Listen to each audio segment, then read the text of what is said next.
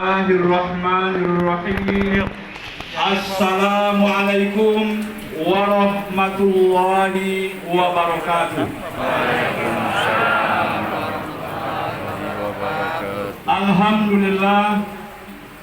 Alhamdulillahilladzi da'ana ila hadzal majlis ay majlis ta'ziyah liwafati abina wa akhina Al-Haj Zamzami Ahmad wa ma kunna linahdhura wa la najtami'a laula andana wa jama'ana Allah. Ashhadu an la ilaha illallah wahdahu la syarika lah hada man yasa ila siratim mustaqim wa ashhadu anna Muhammadan abduhu wa rasuluh khairu da'in ila tariqil qawim. Allahumma fasalli wa sallim ala sayyidina Muhammad wa ala alihi wa ashabi ajma'in, amma ba'du. Inna lillahi wa inna ilaihi raji'un. Yang saya hormati dan saya muliakan keluarga besar Kakanda Zamzami Ahmad, anak-anak beliau, cucu-cucu beliau, adik-adik beradik beliau, para alim ulama, cerdik pandai, tokoh masyarakat, sahabat beliau ketika menjadi anggota DPR, sahabat beliau sebagai eksekutif, sahabat beliau di Golkar dan di berbagai organisasi yang insya Allah dimuliakan Allah Subhanahu Wa Taala. Ibu-ibu hadirin hadirat, kaum mukminin mukminat, muslimin muslimat, insya Allah dimuliakan oleh Allah Subhanahu Wa Taala. Amin ya rabbal alamin. Bapak Ibu hadirin, pertama-tama marilah kita mempersembahkan puji syukur kehadiran Allah Subhanahu Wa Taala atas limpahan nikmat anugerah taufik dan hidayahnya. Meskipun hujan dari suri tadi rintik-rintik, tapi alhamdulillah kita sampai ke sini. Dan hujan ini adalah nikmat dan barokah dari Allah Subhanahu Wa Taala, akan membawa manfaat yang banyak insya Allah. Oleh karena itu patut kita mensyukuri nikmat dan anugerah yang diberikan oleh Allah Subhanahu Wa Taala. Kemudian salawat dan salam kita sampaikan kepada junjungan kita Nabi besar Muhammad SAW.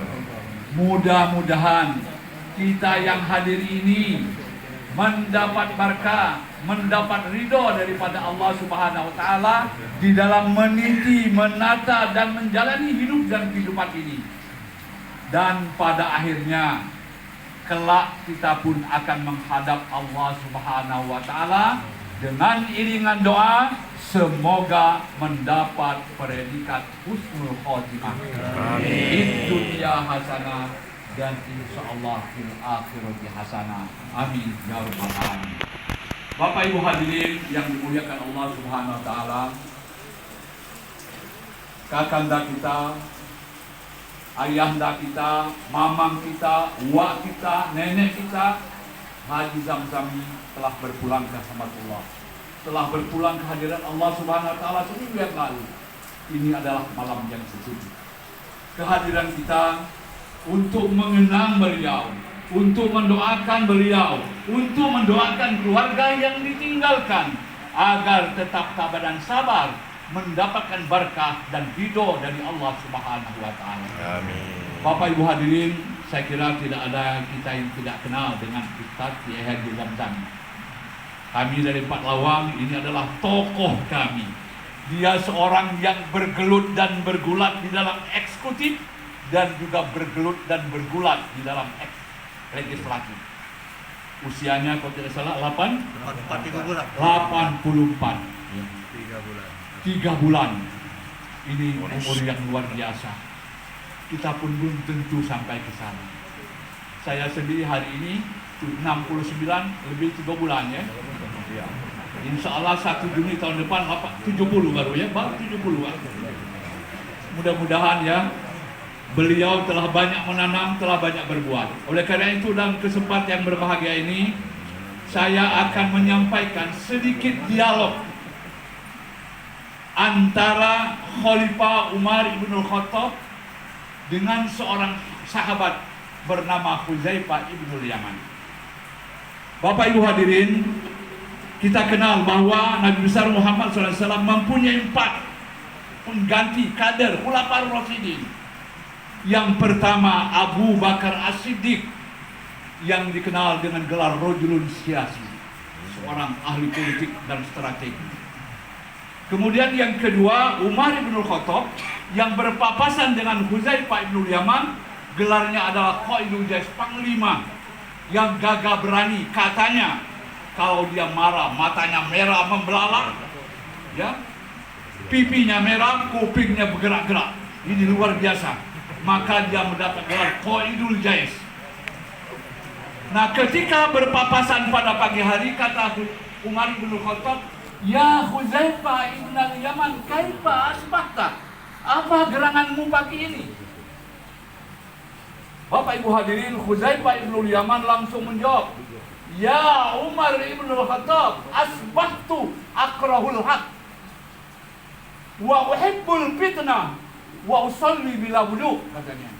Pagi ini Tuan Khalifah, saya benci dengan yang hak, saya cinta fitnah, dan saya sholat tanpa wudu. Kira-kira begitu makna letterletnya.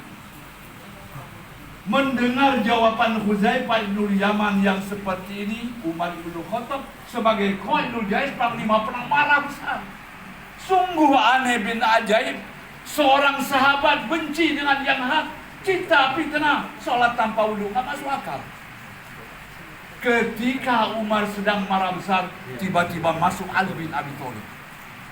Ali bin Abi Thalib adalah kader yang keempat, menantu Nabi besar Muhammad SAW dan anak pamannya yang mendapat gelar di dalam dunia Islam Bahrul Ulum, lautan ilmu pengetahuan. Artinya rajulun ilmi. Ada politisi, ada juga panglima, ada ilmuwan, dan satu lagi kadernya adalah Utsman bin Affan, rajulun iktisadi, ahli ekonomi. Jadi kalau kita nak menjadi tuan rumah di negeri sendiri, maka as-siyasa harus dipegang, al-qiyada harus dipegang, al-iktisadiyah harus dipegang, al-ilmiyah harus dipegang. Politik dikuasai yang baik. Pemimpin, panglima, TNI, AU, AL, AD, Polri juga harus. Ekonomi, siapa menguasai juga harus dikuasai. Science harus dikuasai. Inilah 4 kader Nabi: Abu Bakar As-Siddiq, Umar ibn Khattab, Utsman bin Affan, Ali bin Abi Thalib, rajulun siyasi, Qaidul Jais, rajulun iktisadi, Bahrul Ulum, atau rajulun ilmi. Nah, setelah masuk Ali, kata Ali, "Ya Umar, kenapa engkau marah sehebat ini pada seorang sahabat Nabi?" Kata Umar, "Bagaimana aku tidak marah, Ali? Hudzaifah ibnul Yaman benci dengan yang hak, cinta fitnah, sholat tanpa wudu." Nah, seorang Ali bin Abi Thalib yang dikenal dengan Bahrul Ulum, lautan ilmu pengetahuan, sampai ada nyanyi, kata Nabi Muhammad, "Ana Madinatul Ilmi," saya kota ilmu pengetahuan, "wa Aliun babu," pintunya melalui Ali bin Abi Thalib. Kata Ali bin Abi Thalib, "Ya Umar, yang dimaksud dengan ana akrahul haq, artinya ana akrahul maut, li'annal mauta haqqun." Saya benci dengan yang hak, artinya maksudnya benci dengan kematian, karena kematian adalah sesuatu yang pasti. Kullu nafsin za'iqatul maut, kullu man 'alaiha fan, aina ma takunu yudrikumul mautu walau kuntum fi burujin musayyada, wa idza ja'ajalwa la yasta'khiruna sa'atan wa la yastaqdimun. Setiap yang bernyawa akan mati, setiap yang hidup akan mati. Kemanapun kamu pergi, dimanapun kamu berada, meskipun dalam istana yang terbuat dari baja, ketika ajal tiba, la yasta'khiru sa'atan wa la yastaqdimun, tidak dimajukan sedetik, tidak dapat dimundurkan sedetik. Wa idza ja'aluha la yasta'khiru sa'atan wa la yastaqdimun. Likulli ummatin ajalun, semuanya akan mati. Nah, oleh karena itu, kepada kita keluarga besar, terimalah ini dengan ikhlas. Kata Pak Quraish Shihab, itu guru saya, tidak ada ketentuan dan ketetapan Allah yang tanpa hikmah. Tidak ada perbuatan Allah yang tidak terpuji.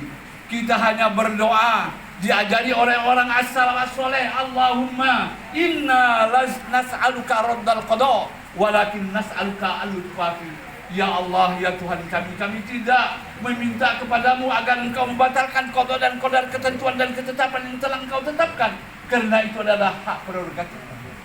Tapi yang kami minta kepadamu ya Allah, andainya sesuatu menimpa kami, timpalah kami dengan lemah lembut. Andainya pun kami harus nyampak dan jatuh, jatuhkanlah kami, campakkanlah kami di atas tumpukan rumpun jerami. Kalau nyampak di atas tumpukan rumpun jerami, misalnya tidak sakit ibu ya. Inilah doa-doa as-salaf as-soleh untuk mengajar kita. Maka kewajiban yang ditinggalkan ketika Nabi besar Muhammad SAW ditanya oleh para sahabat, ya Rasulullah, tufi ya abi, tufi ya umi, mada amal lahu, ayahku telah tiada, ibuku telah tiada, apakah ada sesuatu ya Rasulullah yang dapat kulakukan untuk membahagiakan keduanya? Maka kata Rasulullah, yang pertama ad-du'a wal istighfar.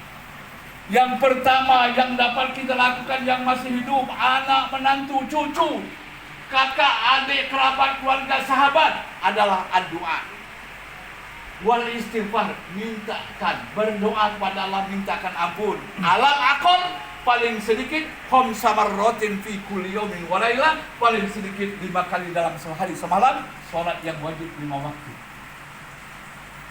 Selesai salat jangan lupa Allahumma ighfir lahu, Allahumma ighfir laha, warhamhu warhamha, wa'afihi wa'fu anha, Allahumma la tahrimna ajrahu wa la ajraha, wa la taqina ba'dahu wa ba'dah, Allahumma ja'al qabrahu rawdatan min riyadil jinan, wa la taj'al qabrahu hufratan min fadlil jinan. Inilah yang dapat kita lakukan.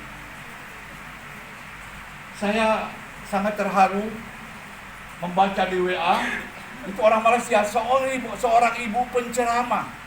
Katanya, pertanyaannya, boleh enggak kita ni iri, ya, berotok dengan mak katanya? Boleh enggak kira-kira? Karena ni mak dah adil katanya, kakak dia nyonya cincin tiga, aku dia nyonya siko. Kira-kira itulah kira-kira. Apa jawaban seorang da'i yang mubaligh? Apapun yang dikatakan ibumu, jangan kau bantah. Andainya pun katanya 2 kali 2 5, ketika benar mak. Karena tidak mungkin kita akan membalas jasa seorang ibu, kendati pun emas bertumpuk-tumpuk, tidak mungkin. Inilah al-jannatu tahta aqdamil ummahat, surga berada di bawah telapak kaki ibu. Maka penyair Arab berkata, al-ummu madrasatun, ibu adalah sebuah madrasah. Ibu adalah sebuah universitas. Idza a'dattaha a'datta sa'ban thaibal arab. Kalau kita menyiapkan seorang ibu yang baik, al-hasana, as-solihah, maka insya Allah akan melahirkan the next leaders, the next generation yang akan membawa harum semerbak nama keluarga, harum semerbak nama bangsa, harum semerbak nama daerah, harum semerbak nama negara, harum semerbak bagi agama. Alhamdulillah, kami punya anak yang solehan, menantu wali kota, sekarang cucunya lagi jadi anggota DPR. Alhamdulillah. Ini sebuah karunia, sebuah nikmat yang patut disyukuri. Karena ada ibu yang solehah ini melahirkan. Maka yang kedua kata al-ummu rawdun, ibu bagaikan sebuah taman. In ta'ahadahu birrai aw raqamai iro. Kalau taman ini disiram dan diberi pupuk, maka akan tumbuh kembang-kembang yang indah. Indah dipandang, luar biasa harganya dan nilainya. Dan terakhir kata penyair Mesir ini, al-ummu ustadul asatidah, sakolat ma'atirhum madal afar. Ibu walaupun buta huruf sekalipun, dia adalah seorang guru dari segala guru. Termasuk ibu saya, orang buta huruf. Cuman dia hafal Al-Quran, ngaji, yasin, hafal Al-Quran.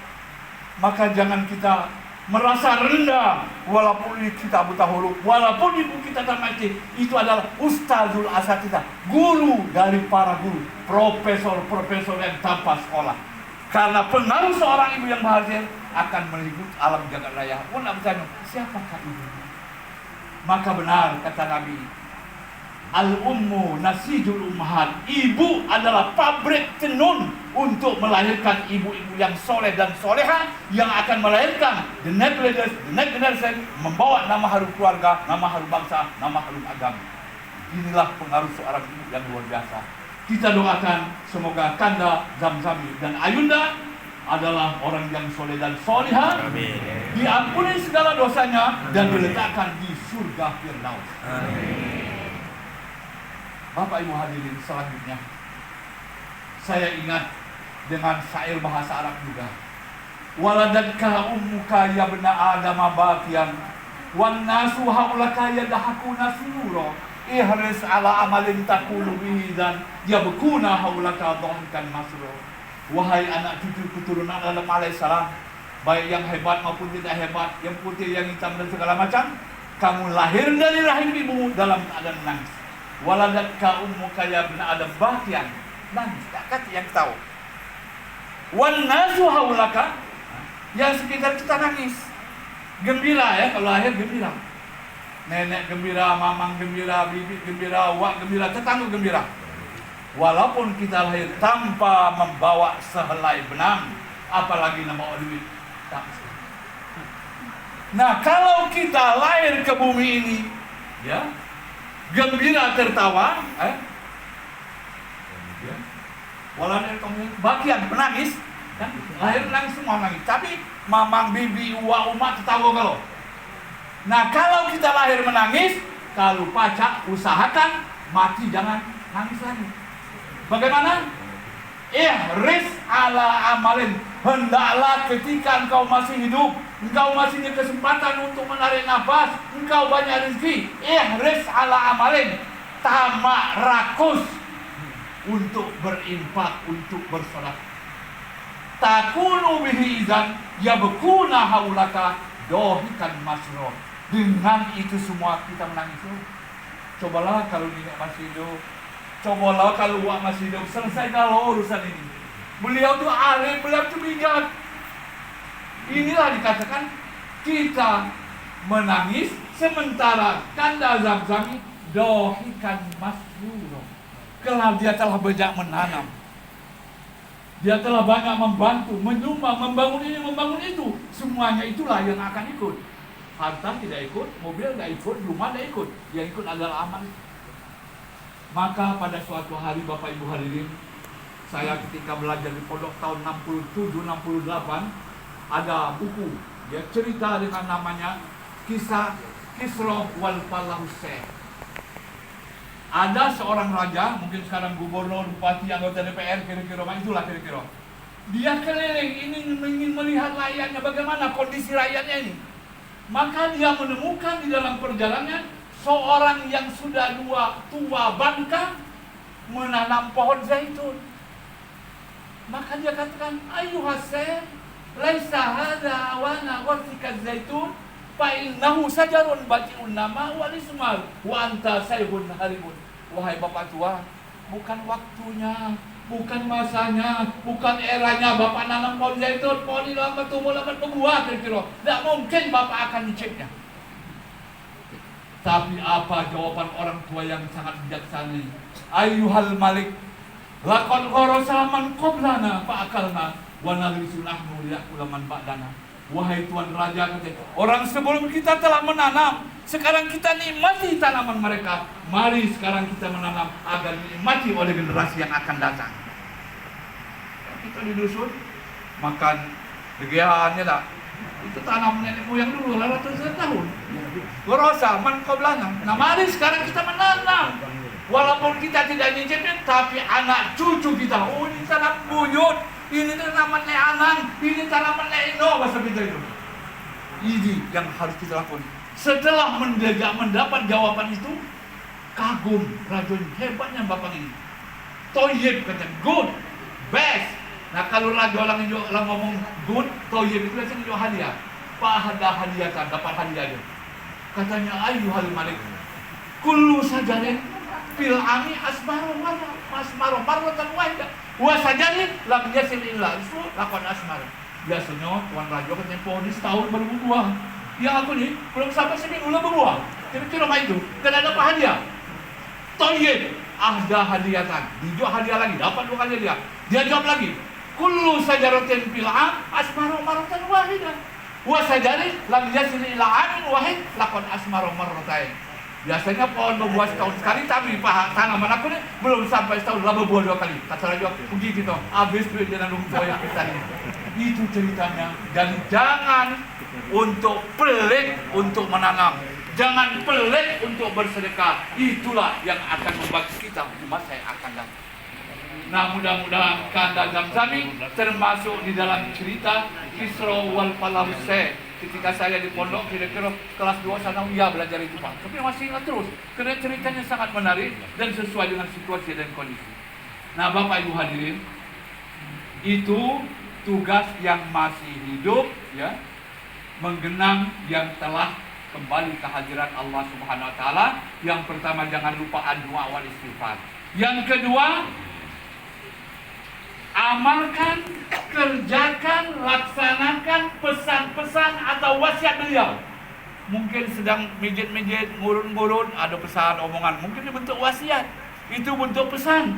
Sepanjang tidak bertentangan dengan Al-Quran dan Sunnah, maka wasiat, pesan, amanah itu harus kita lakukan. Insya Allah mendapat berkah dan ridho daripada Allah Subhanahu Wa Taala. Amin. Nah, yang ketiga pesannya, jangan lupakan dengan sahabat-sahabat beliau, sahabat serusun, sahabat satu organisasi, sahabat sama permainan, sahabat satu kantor, dan sebagainya dan sebagainya. Jangan sampai selamat inian si anu itu, tapi masih hidup si anu. Kenapa? Menantunya, anaknya tetap menjalin relasi, menjalin silaturahmi, menjalin komunikasi. Ini harus kita lakukan. Ini yang ketiga. Yang keempat, pesan Nabi besar Muhammad SAW, jangan putuskan hubungan darah dengan kakak adik dari ayanda, dengan kakak adik dari ibunda yang telah kembali ke hadirat Allah Subhanahu Wa Taala. Kalau 4 macam ini dapat kita lakukan, maka insya Allah kita termasuk birrul walidain, anak yang mampu berbuat baik dan berbakti kepada orang tuanya. Insya Allah beliau meninggalkan anak yang soleh dan soleha, cucu-cucu yang soleh dan soleha, berkhidmat kepada umat masyarakat dan berkhidmat kepada agama kita, agama Islam. Insya Allah. Nah, Bapak Ibu hadirin, ini untuk keluarga. Sekarang kalau untuk kita mana? Nah, pada suatu hari Rasulullah SAW bersabda, la tazulu qadama 'abdin yaumal qiyamah hatta yus'al an arba. Nanti ketika kita di hari kiamat, kaki kita tidak bergerak sedikit pun sebelum menjawab 4 pertanyaan.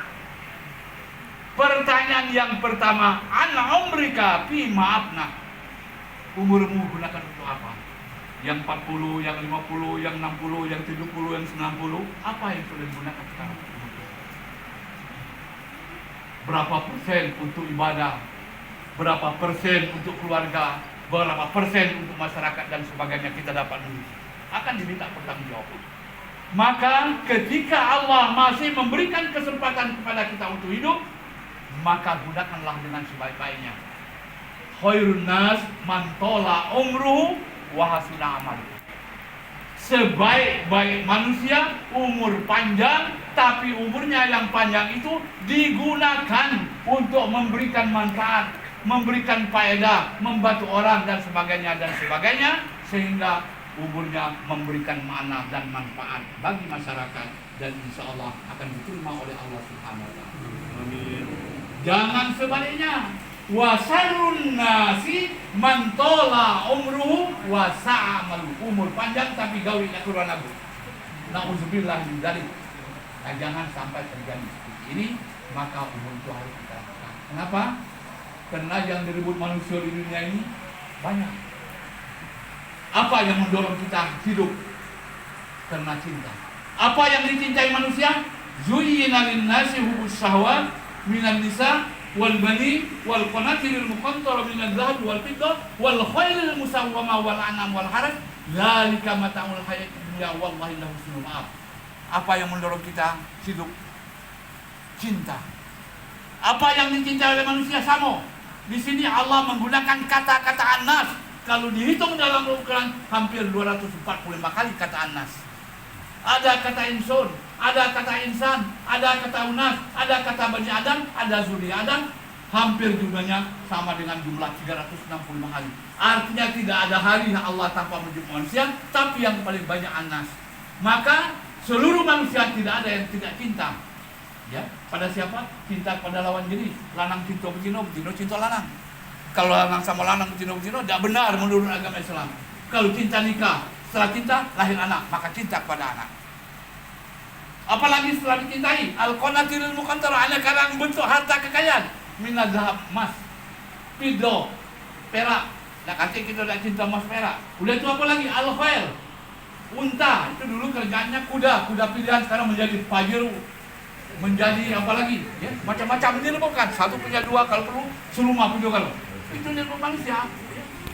Digambarkan dengan khair. Yang selanjutnya al-anam, ternak-ternak. Ternak sapi, ternak ayam, ternak puyuh, lagi hebat. Itu yang disebut manusia. Yang terakhir yang disebut manusia al-harsa, lahan-lahan yang luas. Punya sekian puluh hektar di sini, 10 hektar di sana. Inilah yang disebut manusia. Pertanyaan boleh tak? Boleh. Karena ini dikatakan linnas. Cuman kata ulama, kecintaan itu ada dua model. Model pertama, ya, tazyinun litawassul bid dunya ilal akhirah wa ibtiwai barbutillah fi mawaqifil hayat wa fi mukhtalifil amal wa hadza sulukun ilahiyun hasan. Yang pertama, cinta kepada istri, cinta kepada anak. Jangan lupa dia ajarkan ibadah, ajarkan sholat, baca Quran, segala macam, ya. Banyak cinta kepada harta, jangan lupa zakat, infak, sedekah, wakaf dan sebagainya. Ini kita lakukan. Kalau ini kita lakukan, inilah, ya, jalan menuju akhirat yang kekal abadi yang dikehendaki oleh Allah Subhanahu wa taala, kuncinya masuk dalam surga. Jalan yang model kedua, tazyinun lijalbil qulub wa iqabi ala zina wa ilhaiha an dzikrillah wa hadza tasarrufun syaitonul mazmum. Ini cinta pada harta, cinta pada anak, pada istri, menjadikan dia lupa dan alpa kepada Allah. La sholata, tidak sholat. La zakata, tidak zakat. La sodako, wala infak, tidak infak. Lupa semua. Hatinya tercabut, lupa semua. Nah, kalau ini terjadi, inilah perilaku setan dan iblis. Na'udzubillah min dzalik. Maka yang punya harta jangan lupa cinta kepada harta, jangan lupa zakat, infak, sedekah. Cinta kepada anak dan istri, jangan lupa ajari mereka ibadah, salat 5 waktu, membaca Al-Quran. Apalagi tuan-tuan, kalau seandainya sehari dapat 10 lembar, maka 30 hari tamat Al-Quran itu. Ya. 10 lembar itu 20 halaman. Dia itu cuma 604 halaman kan.